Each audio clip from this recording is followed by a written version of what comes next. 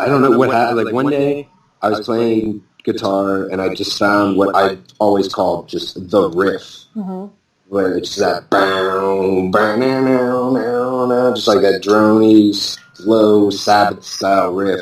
And I started writing music like that before I had even listened to anything. Like I didn't even know what stoner rock was. I was like, oh, Black Sabbath is just classic rock. And then my friend Andy was like, he's like, dude, you're writing music that sounds like this, and that opened up this whole new world of like Sleep and High on Fire and Electric Wizard and just all those. Like I had been listening to Tool and I loved it, and then I guess we kind of took like the Tool vibe and simplified it into like the stoner rock world. I guess we're not as ethereal or progressive as Tool, but it's also not as simple as War Pigs. Yeah. In 2017, in between playing on the news, playing before Metallica, selling out the biggest venue in our hometown, and cracking infinite cold ones, Mountainwolf recorded our sophomore record, Absinthe Moon. We even found time to make a music video in VR and play a festival or two along the way. Recording the album required 3 recording sessions at 3 separate locations and a team of hard-working individuals. Tom, Chris, and I laid down the foundation, while our boys Lee Cathanis and Justin Miller, along with the expertise of Matt Bittman, put it all together. Our boy Steven Fisher was along to document the process, along with multiple Snapchats and Instagram stories to fill in with the hangover lost. From Warehouse 21 to Edgar Cayce's Research Center for Enlightenment and Development, and all the hot dogs in between, Absinthe Moon was released to critical acclaim. A new type of album requires a new type of documentary, and that's exactly what this is.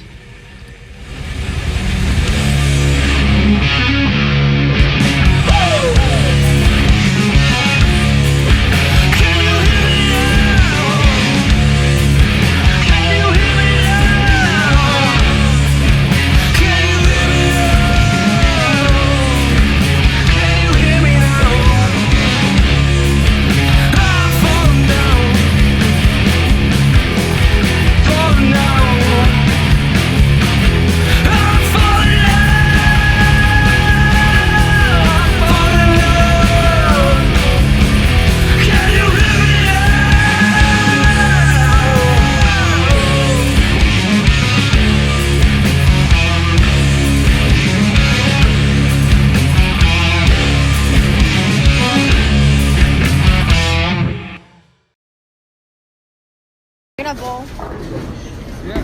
When? When I finish posting on Instagram. Best thing for recording? What's that? Joggers. Yeah? Yeah. Why is that? You playing drums in these?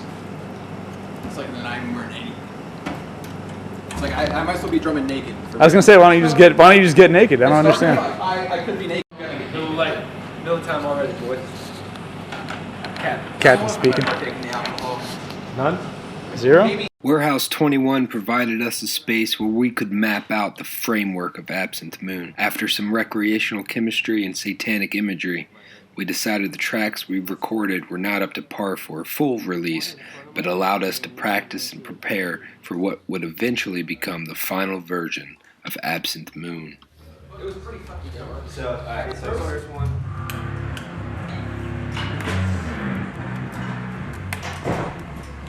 And so this your album you just finished. This is Absinthe Moon. Am I correct? Absinthe Moon, yes. Yeah. Okay. Cool.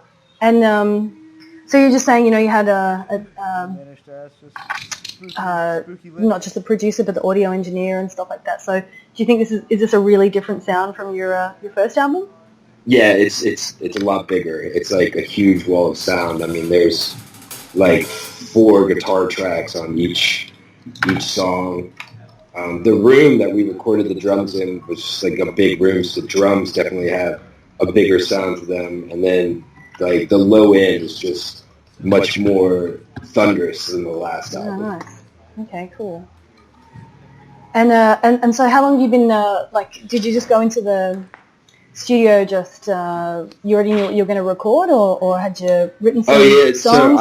I wrote this record like 3 or 4 years ago. Oh, really? Jeez. Yes, I've had it all mapped out, like track lists and everything. It's kind of a concept record. Okay. So and then when I met all these guys, it was awesome because they were like, yeah, let's get to work on it. Mm-hmm. So we recorded a version of it at work in our warehouse, just so that I could be able to communicate how I wanted the record to go. That was basically what that was.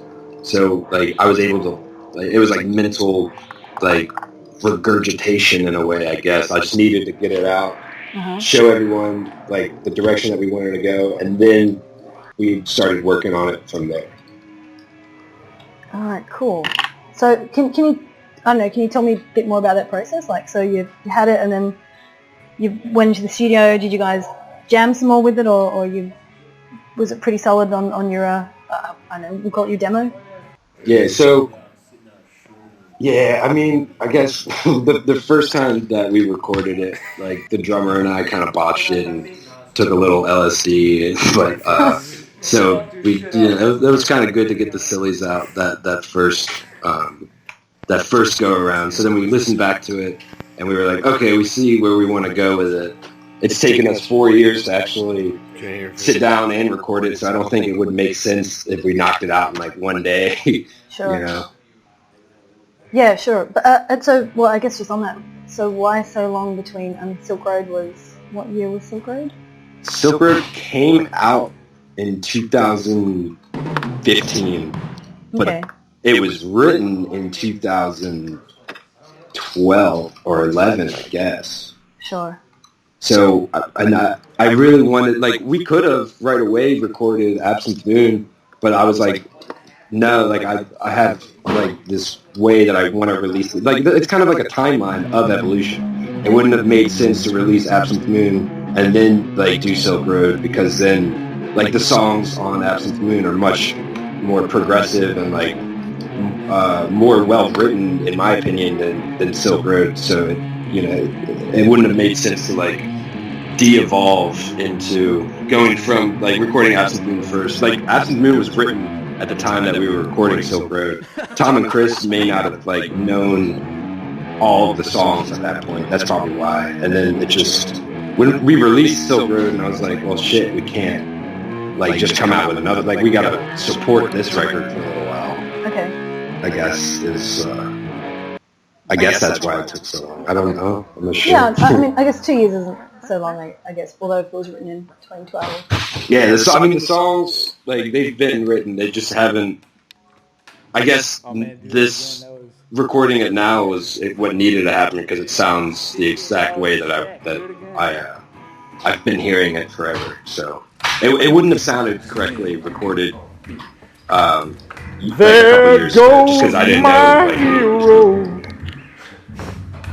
There goes my hero, watching me go. That's how we gotta do it. There goes my hero.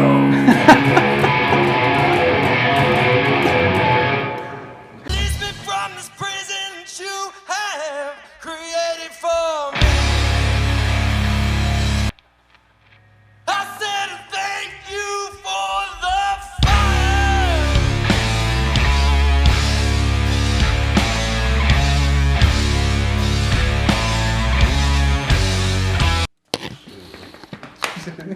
Look at this dude.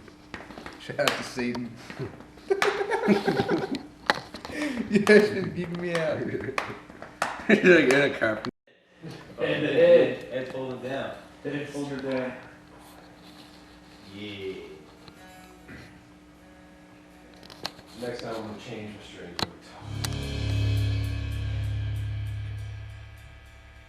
Thank you. Thank you.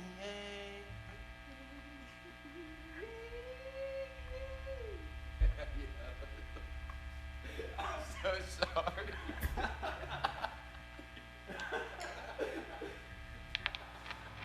I said thank you for the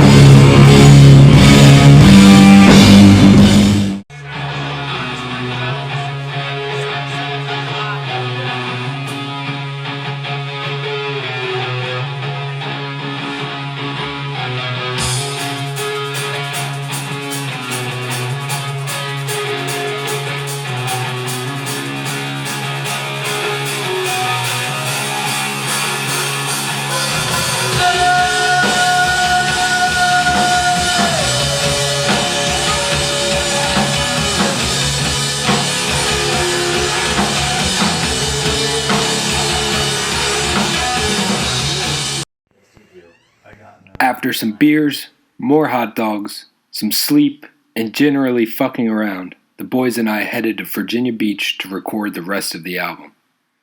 Edgar Cayce's Research Center for Enlightenment and Development proved to be a wild place to record an album. The energy was definitely there. After way too many Jaeger bombs and a couple stolen calzones, we got to work and finished the drums for the album. The guitar and bass were decidedly unusable, and I'm pretty sure it was from all the spirits floating around in the audio waves. So we did what we do best and pushed through. Back of the room. Exactly. What's up, dude? 6 shots. Can't zoom though. Use your feet. Zoom with your feet. Got him. You didn't get me. I think you got me. You didn't.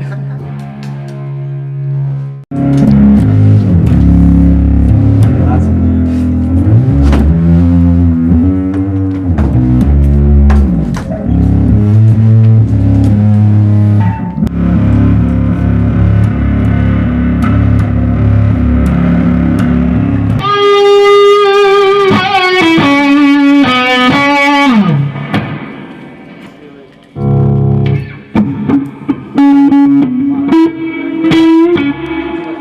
Let's do close to the gun. But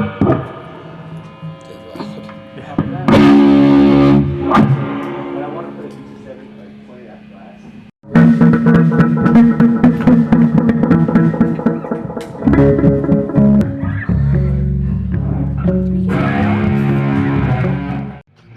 Then we went to Virginia Beach at this place, Edgar Cayce Center for Research and Enlightenment. Okay. And so we were at this beautiful place in Virginia Beach.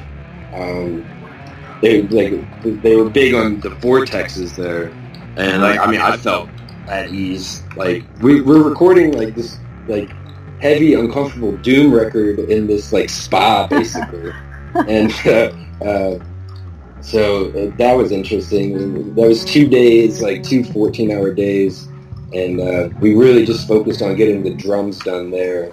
And then, so we were in Virginia Beach for 3 days, knocked out like the whole record basically, and you just take after take. Like I was sick of playing the songs at the end of it. Like I almost like quit music. I was like, I don't want to play music anymore. I was like my back is broken, my hands are bleeding. Bass player Chris, he just kept screaming, my back is broken, my back is broken.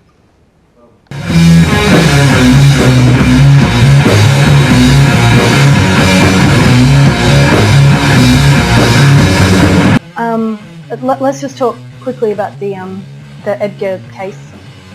Edgar Cayce, yeah. Yeah. So why'd you choose that location, and do you have some sort of connection to that sort of he believes in that sort of like holistic vibe. Sure. Yeah. All that sort of thing. Yeah. So I mean, I've always been into kind of like occult type stuff, and he really isn't like an occultist, but there was kind of like that vibe around there. We originally reached out to the Aleister Crowley Museum and wanted to do it there, just because that fits our aesthetic a little closer. But they were worried about like the items, because they have priceless items and stuff. They were worried about those items falling off the walls due to like all the low end. So our manager Lex, she's like really into like astrology and holistic medicine and all that, and she just reached out to them, and she was like, yo, why don't we just do it here? And they were really into it. They were like, yeah, please come here, do like the record, like that's awesome. And we just kind of took like a little vacation in Virginia Beach and recorded a doom record. Cool. But I'm a bit unclear, but they don't have a studio there, is that right? They do not. We had like a mobile studio basically. Nice. Yeah, we loaded up the van with all of our gear, and like I said, Lee and Justin really know like sound and how to capture it as well as possible. Oh, great. So we set up in like a conference room, I guess, and I don't know what to call it. crystals everywhere and awesome lights and beautiful plants like in this room, and there's this Zen garden outside. So when you're tracking for 13, 14 hours a day, like maybe 2 hours at a time just for one song, you really need to like go out into that Zen garden. Right. You really need to just like maybe sit around a couple crystals. Like I felt chill. Like I don't know. So it was an interesting place. Like I swear to God, in the middle of recording, I stopped because I thought that I was hearing voices coming through my headphones, and I got pissed and I yelled in the microphone. I thought Lee was talking to me in the middle of a take, and I was like, "Lee, what?" And he was like, "Dude, I didn't say anything." Like, and then I just like felt weird after that, and I don't know. It was a wild vibe. It was just a wild place to be. It almost felt cinematic. I was like, why are we in Virginia Beach at this like guy that used to, I guess he was like a psychic. Like he would put himself in this hypnotic state and like be able to tell people like information that he got from some higher place. I don't know. It was all about Atlantis, and I think Atlantis is pretty cool. So there's like dolphin statues everywhere. It was a very, very trippy place to be. Yeah, right. I'm wondering about there's kind of like an interesting intersection there. You've got this interesting space. I mean, you've mapped out the record from beginning to end, but then you get to a place like this. Did the place, I don't know, have any effect? Did it change the way you approach the music? Did it change the way that we approach the song? Yeah. I mean, I guess so, because every time that we've never played these songs with the sense of recording. Like we would always play these songs live. So with the sense of recording them, we had to, I guess, like trim the fat in a way. Like we couldn't hold out a jam for 15 minutes if it's going to be on the record. Sure, yeah. So I guess we really learned a lot about the recording process. Because Silk Road was kind of, we just set up like microphones in the studio and just went with it and just jammed. These, like, we would do a take and then do another take and then another take and then go back to like a certain minute mark and do that take just to really get like, so, and it just made us, and Justin really, like, if he didn't hear something that he didn't like, he'd be like, get from top. And like, he could tell I was getting upset with him because I'm up there, like, these songs are only meant to be played once, like at a show. They're not, because I'm like giving all I got to perform these songs, and like it's hard to do that 3 or 4 times in a row. Ooh, that was the voice. Oh, great. Blaze it. Blaze it. It's the 4. Give me a calzone. How do you win the calzone before it slices?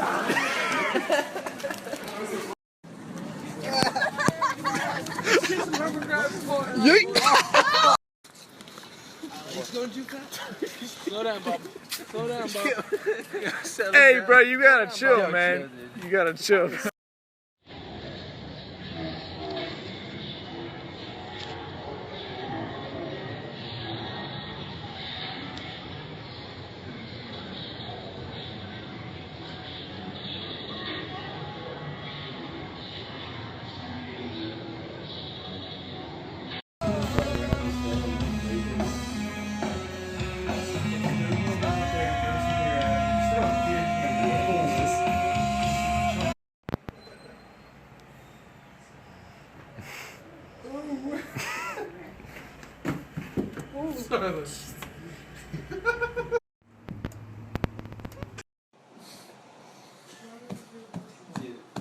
Dude, I can't wait to sleep with you, bub.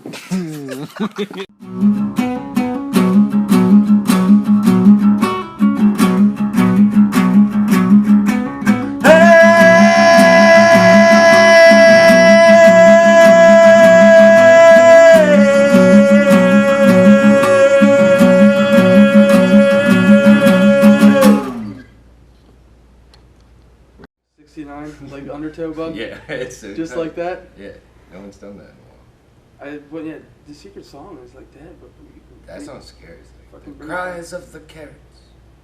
Yeah. I've abandoned my boy. Abandoned my boy. Alright. I am a false prophet. God is an illusion. Alright. You ever seen There Will Be Blood? Yeah. We all look like Daniel Day with the mustache. Yeah. I've abandoned my boy. We have 3.5. So let's do some water. All right. I think that's a good way to ease into it. Are we done with this? Yeah, I think so for now. We got some time. Let's hammer out as much of the skeletons we can with the other songs. So we did those albums 10 songs. We did 5 songs the first time, 5 songs the second time. I couldn't move after we finished the first session. I literally couldn't move for 3 days. I stayed in the bathtub and ate quesadillas. I just couldn't move. I had never been so exhausted in my life. Yeah, right. Well, how come you decided to do it that way? That's just the way it worked out with work schedules and everything. I don't know. It's just how it's the songs.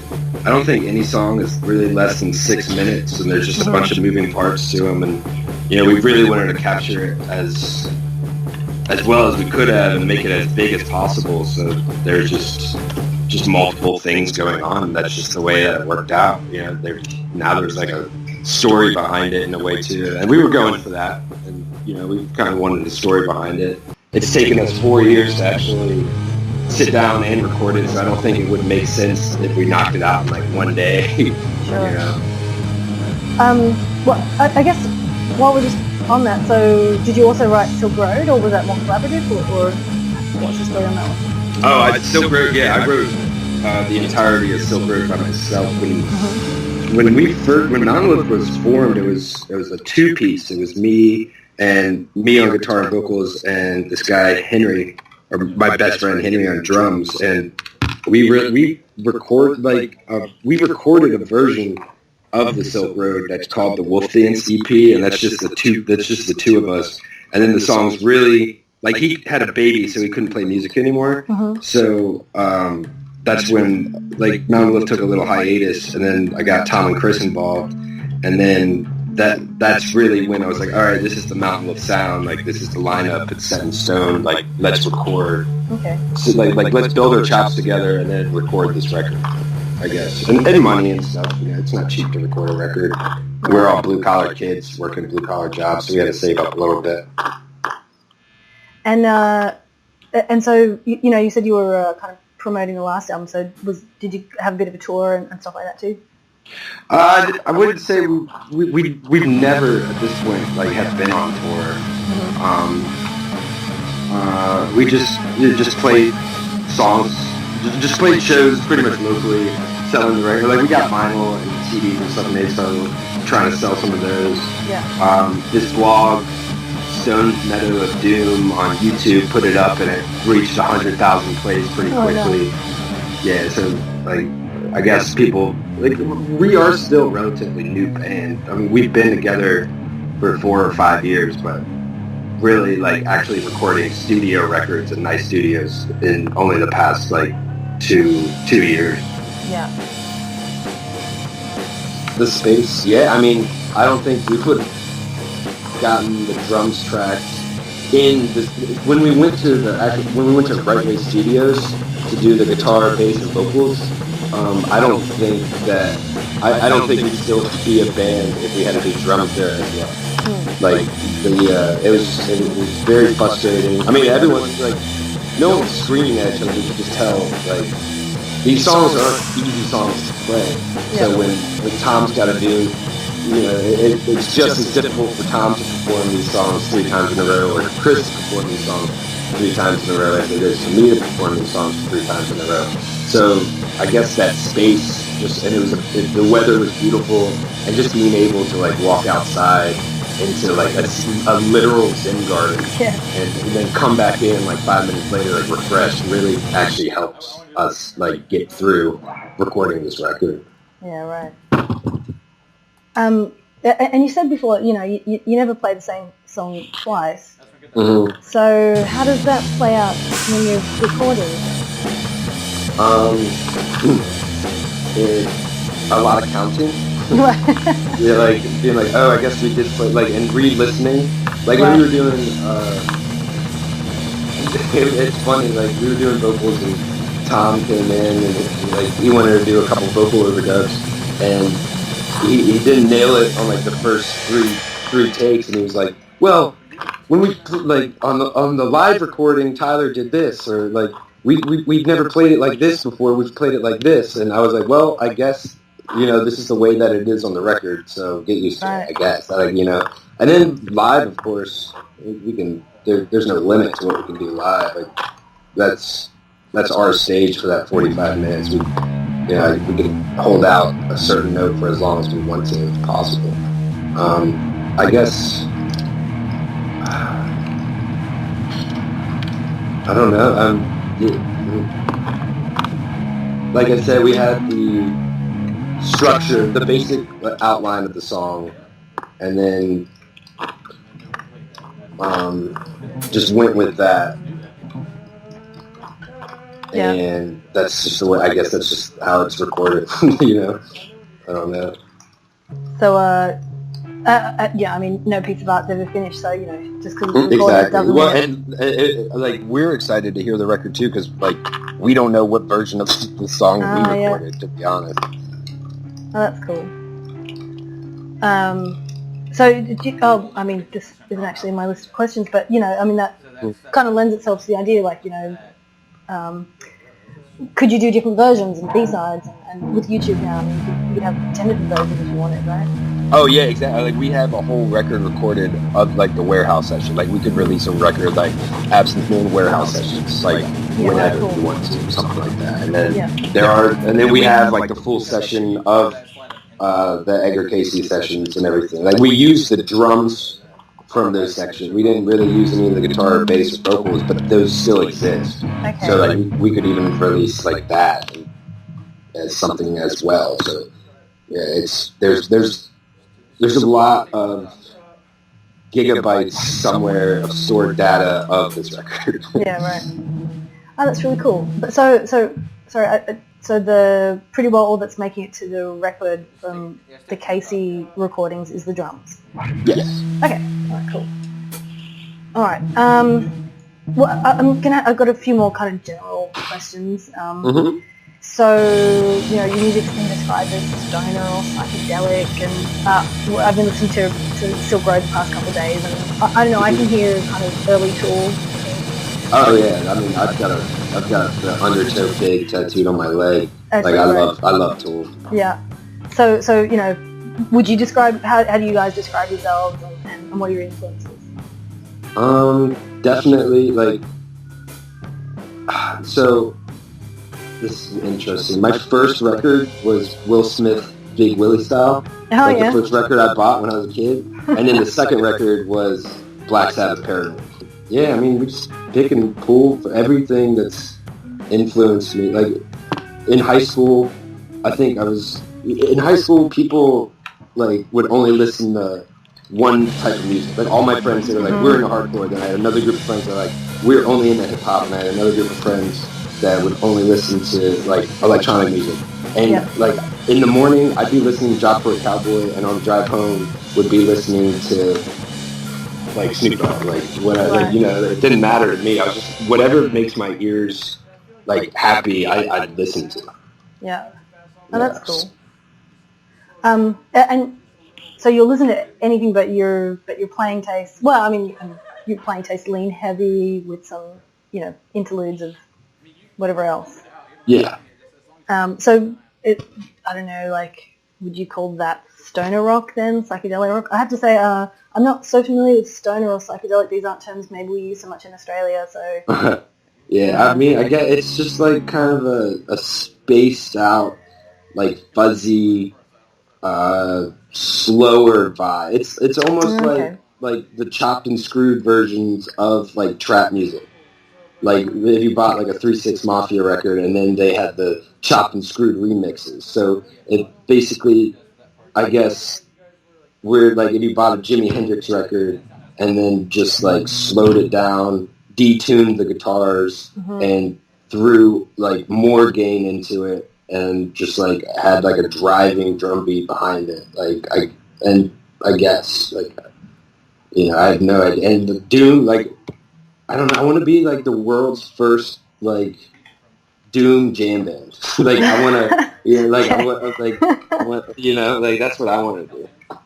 That might be a thing already. I haven't like seen it. Like I want to play like a Bonnaroo and like bring like the big like the biker dudes with their leather jackets just like driving down Highway 66 or Route 66 listening to Black Sabbath, and then all of a sudden have like all the kids that listen to Fish like dancing. Like I want them dancing together. Like that's like at a festival. Like that's the show that I want to play. Yeah, exactly. I mean, I think you can just release like a viral video and like you're good. Like that's what going back to all this like the new rap, like underground rap kids like that are popping off, like Little Peep and all those cats. Like they just released like a video on YouTube or like a link on SoundCloud, and all of a sudden it had 2 million views because it's got like a dope hook and a dope beat. Right. So like the model has been completely changed. And I mean, like it like all respect to the cats out there hustling, like playing those venues. I really would rather like if we're doing all that and spending like that's a lot of work, like getting all the equipment and doing all that. Like, and if we're doing all that, I really want it to be worthwhile. Yeah. Because all like we have records and whatever, but all we really have, like our value is our live show. A lot of that stuff goes viral these days. Is that someone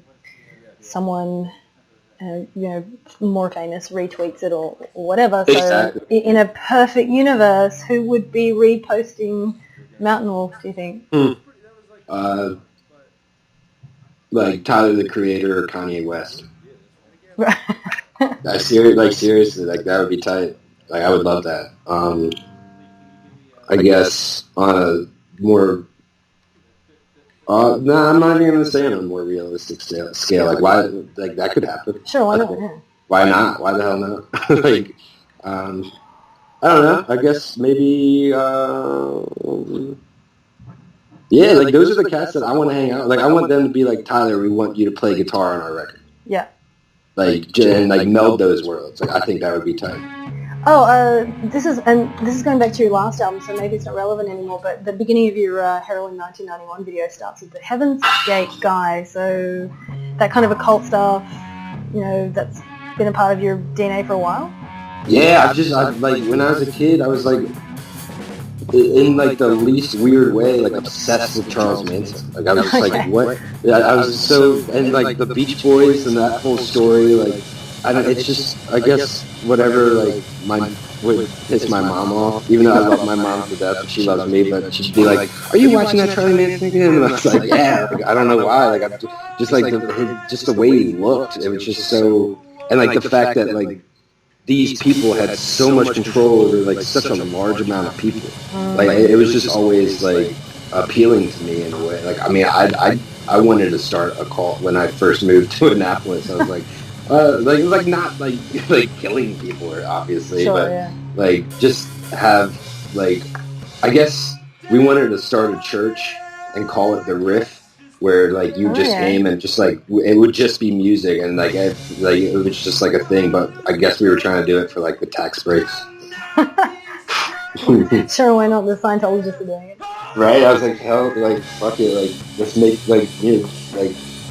Why not? So what would happen in the Riff? Like people would have to, instead of speaking in tongues, they'd all get up and play a jam? Headbang like a dope guitar. Like everyone would come in. You'd come in at like 10 in the morning. Or now let's make it like noon. On every Sunday at noon you'd come in. You drink the wine. There might be like something, a little extra in the wine. People... You just plug in a heavy guitar. There's a big picture of Tony Iommi, like hanging behind the altar. You know, like Sabbath worship, and yeah, you just get down with some really heavy, fuzzy guitar riffs and some awesome drum beats and some deep bass. Nice. Well, I'm surprised no one has started this church. I'm gonna do it. Like, Yeah. I just need like an old abandoned church. I'm gonna do it. Well, is there something in Annapolis that would Oh, we had like when we first started playing, we were doing shows in my house, and we called it Satan Circus, and like the cops quickly shut that down. There's not really like a church around there that we could use. I'd probably do that somewhere. I don't know. Maybe there might be like some churches in Baltimore that we could get. I just don't know like the noise restrictions on those places. Yeah, right. We might have to do like a People's Temple thing and like, or like a Heaven's Gate and get a house out in the middle of nowhere to do that. And then get everyone out somehow. Right. And I'm joined by the guys in Mountainwolf. Yo. Hi, Tyler. Hi, how are you? And hi, Tom. How's it going? And Chris is he's being the silent partner. Hey. How you doing? We're share and share. Like we also have is it Tom? It's your wife having the baby, Erica. Yep. She's 7 months along. 7 months along. Oh my gosh, that's amazing. And then Tyler and I were bonding over our glasses because right now mine are fogging up. I don't normally wear glasses, but I threw my contact lenses across the bathroom. I can't find them. So now I'm wearing these, so they're not even the right prescription. What's your story with that, Tyler? I slept in my contacts last night like a donkey, and that's what I did. I scratched my cornea. Yeah, it's not good to do. You can get bacteria infections. Oh, it's terrible. I've gotten an infection right now. In fact, it's time for my drops, so we better make this quick. What do you think? I mean, yeah. Oh my gosh. You can Eskimo kiss if you want. Okay. Eskimo kisses are great. Oh my gosh, this is so fun. I love you guys. You're local boys from Annapolis. Yes. Been going strong for 5 years. This new record that's coming out, Absinthe Moon. When is that coming out? We're trying to do it in. Can I say? Yeah. Yeah. We're trying to do it by Thanksgiving. Okay, perfect. Everyone's going to want to fill up on sides and then get filled up on Absinthe Moon. Yes, that's tight. And on Mountainwolf. And just to tell people what you're following is it's sick, to use that word again. It's insane. You guys just sold out Ramset on stage in Annapolis. We did, yeah. Friday night. 4th. Yeah, last Friday. And your new song that you've got that really, if I can use sick again, that sick video in virtual reality. Yeah, it's wild. For Lord Rikus. I mean, you guys, I'm so proud of you because you're just, and you're also, if that weren't, I don't know how you guys do it all, but Tyler, you're also curating this Amps and Ales Festival. Yes, I am. Now, I think people know about it. Give us the scoop on when and where it is, and you've been talking to local breweries and stuff, but you have a big breaking announcement as well you want to talk about. Yeah, we're playing it. Mountainwolf's playing it. And Absinthe's playing it, yeah.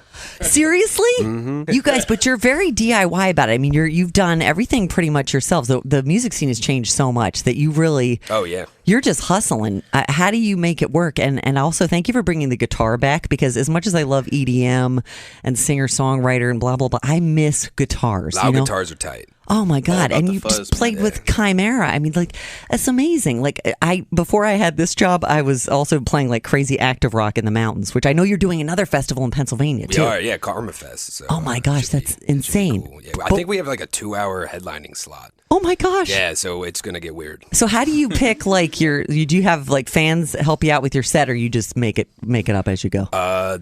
The live show's a lot of improv, so I mean we'll have the glue, which is like maybe 3 or 4 songs depending on how long the set is, and then kind of just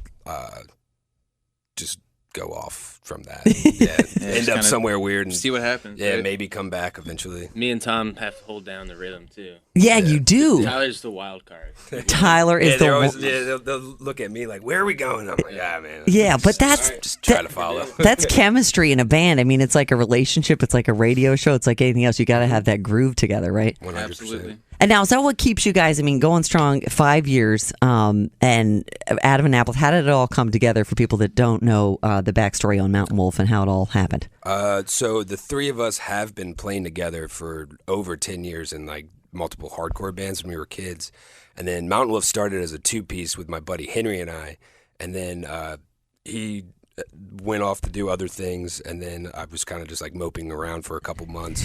And I was like, Tom, Chris, man, like I want to start jamming with Mountainwolf music again. And they were like, yeah, come on over. So I packed up my amp and guitar, drove to Tom's house, set up, and just like hit it off just like we were like 13 years old again.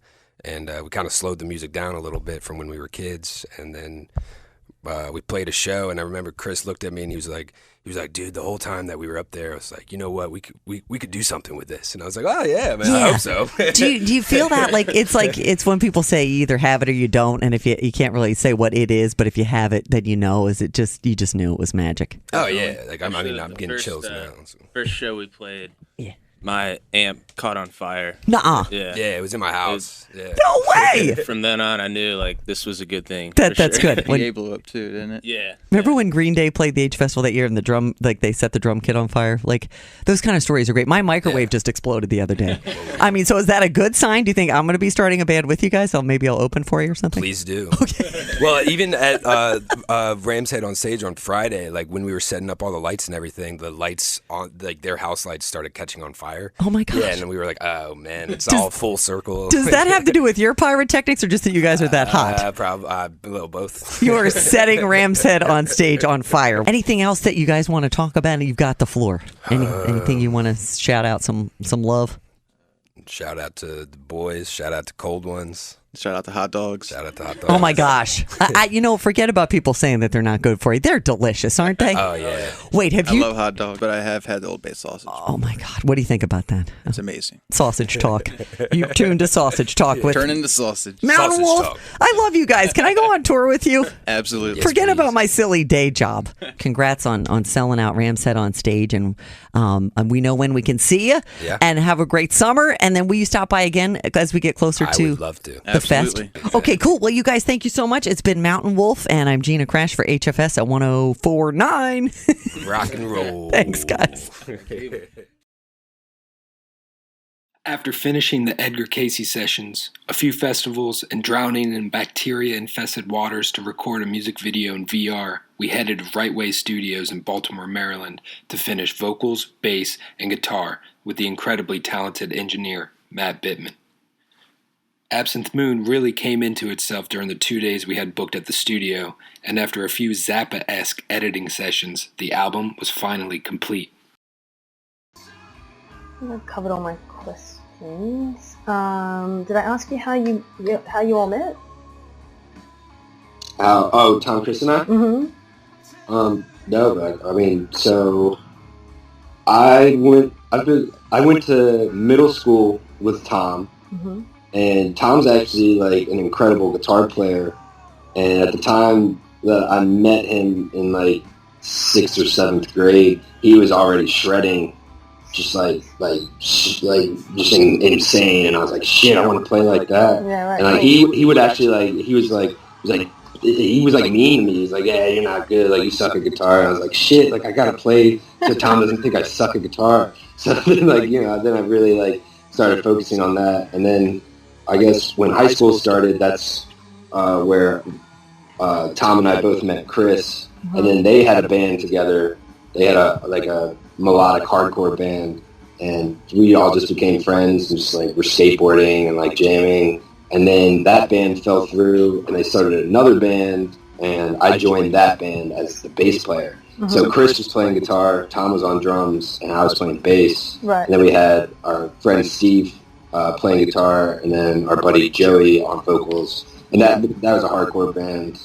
And then that band broke up, and then we all Tom joined some jazz fusion band, and then he was in a classic rock cover band with his stepdad for a while. And Chris was just really focusing on his art and making beats.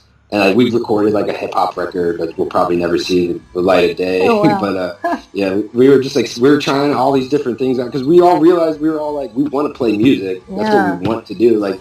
Really, at the end of the day, it's all we really know how to do well. That's what we have to offer the world. I found out at a young age what my purpose on this planet was. Now it's to play music. Mm-hmm. No matter how good or bad I am at it. I was just I'm just going to write songs and play music. So I guess it was really organic how we all met. It kind of just happened. Mm-hmm. And we've been together ever since. Just listening to you recount that, so you've had these different variations. One was the bassist, and now you're a guitarist and stuff like that. But are you pretty solid with the current lineup? This is what feels right. Oh yeah, this is Mountainwolf. Okay. Yeah, that's just how, like, if Tom or Chris couldn't play, like, I would just do, like, a solo thing and just get another band. Like, play, kind of like what Jack White did with, like, the White Stripes songs and just do something like that. But Mountainwolf is Tom, Chris, and I. Like, that's the lineup. So it's Tom, Chris, and you, and that's the lineup, but you do all the writing still? Yeah, so I'll compose, like, I've always written all the lyrics, and I've done all the compositions, and I'll bring it to them during rehearsal, like a new track, and bring it to them during rehearsal, or record an acoustic version of it and email it over to them to, like, get familiar with, like, this groove, and then, you know, they'll add, like, their flair onto it. But yeah, I'm the predominant writer. And do you think that'll continue? As long as I can keep writing songs, yeah. I mean, I have the next record written already. Like, that so the next record is finished in my head. I need to teach it to Tom and Chris, and then that record might even be split up into 2 records because there's a lot of songs for that one. And then after that, maybe I'll be like, Chris, like, you got any riffs? Like, let's start writing together. But right now, it's working out just fine. All right, cool. All right, great. Well, I think that's all of the questions that I had. Okay. Which is really great. And I've been watching all your YouTubes, listening to your album. Awesome. Deezer, which is the European version of Spotify. Okay. Very Cool. So I don't know. Do you have any questions or anything you want to add, or something I didn't cover, or anything? I'm not sure. Like, what are you interested in? Like, for the piece that you're doing, like, anything that would interest you as a reader? Like, looking at, like... Yeah, well, yeah, I mean, I think... For me, you know, these sorts of stories, I think people are really interested in how the music comes about, and almost, you know, let's say the science of it. Okay. So yeah, I think we covered a bit of that. So that's good. Okay, awesome. You know, as well as a bit of personality and stuff. But if I do, so I've got to write this up this weekend. Okay. And my deadline is next week. But if I've got a few more questions, can I shoot those through to you? Will that be alright? Of course. Yeah. Okay. Great. Cool. I have to admit, the last music article that I wrote was about Katy Perry, so this is quite a difference for me. Very cool, though. That's awesome. Like, shout out Katy Perry. Yeah. Well, yeah. Look, you know, it's one of those weird things. I was never a Katy Perry fan, and then I had to do all this background research and stuff. I was like, oh, you know, she's an alright bird, I suppose. But, yeah, right. So that was interesting. Cool. All right, cool. Well, I'll let you get back to work because that's exciting. And I'm going to open. I'll let you get back to your beer. Thank you. Thank you so much for talking with me, and I'll shoot you through some questions if I've got some more, and of course we'll I'm not sure, this is my first time working with this publication. I don't know if they're going to ask you for some what do you call it, stock photos and some promo pics if you've got any. Oh yeah, we've got tons of those. So. Okay, great. Yeah. So yeah, we'll probably be in touch with those in the next week as well. Okay, awesome. And then I know my manager, Alexis, really wanted to be, like, next to me while we were doing this, and I was trying to explain to her that, like, I need headphones on to be able to hear and all that. Right. So all she would hear was me just, like, talking for 45 minutes. Right. So I didn't know if it's possible to, like, get a recording just so she can listen to it, so, like, or of this, or... Oh, you want the recording? Yeah. Yeah, of course, no dramas. Yeah. I'll pop that on Dropbox and awesome. Yeah. Very cool. All right, cool. Well, thank you very much. Well, thank you, and have a nice day. You too. Okay, bye-bye. Bye.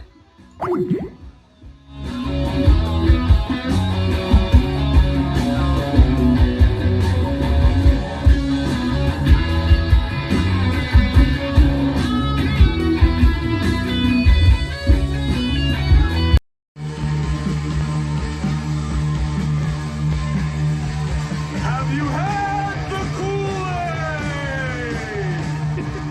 I've never seen eyes quite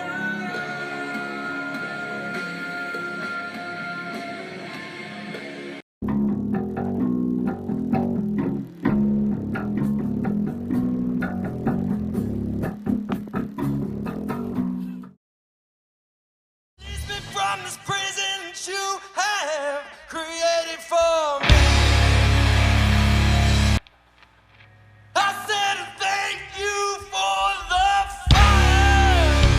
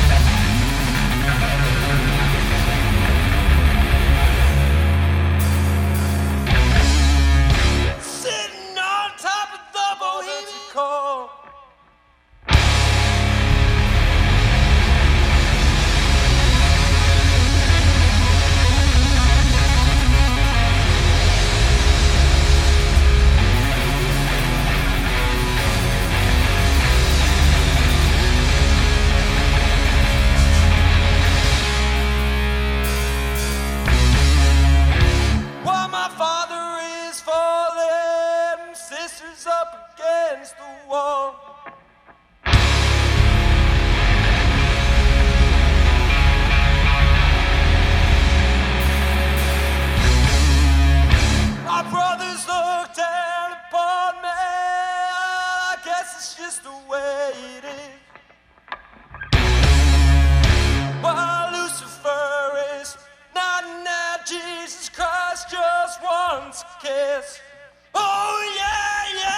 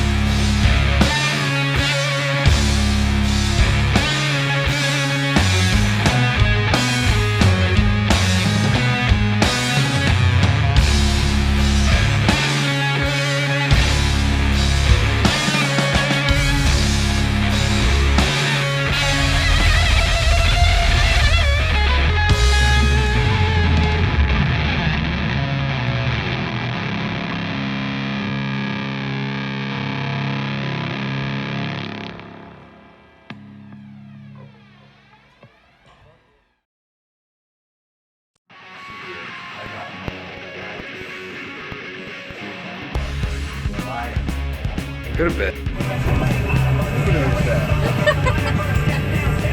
Mom, how many glasses of wine did you have? One. You don't want to do this all night? I got you.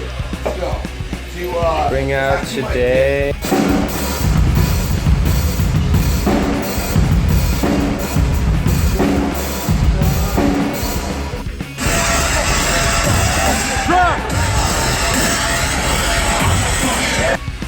I'm on a boat, motherfucker, on a boat.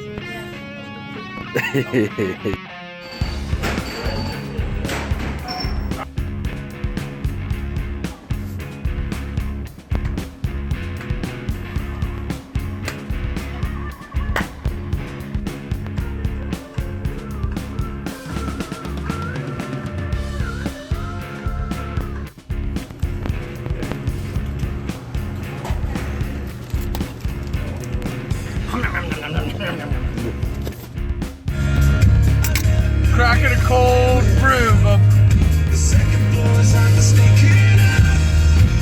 And this is where I went to school.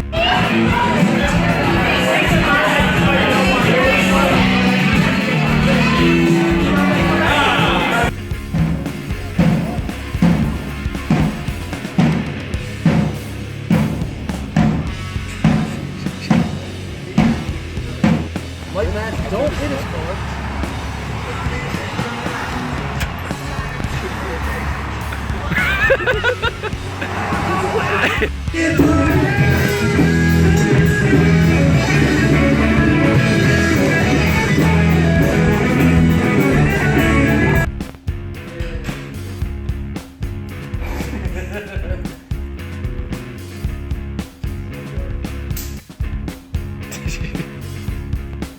Sorry, bud.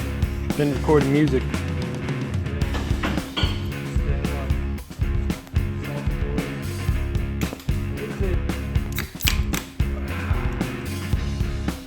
Ones and dogs.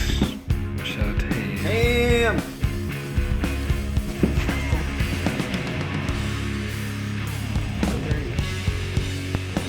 I had one sweetest squirrel off the road. There, it's still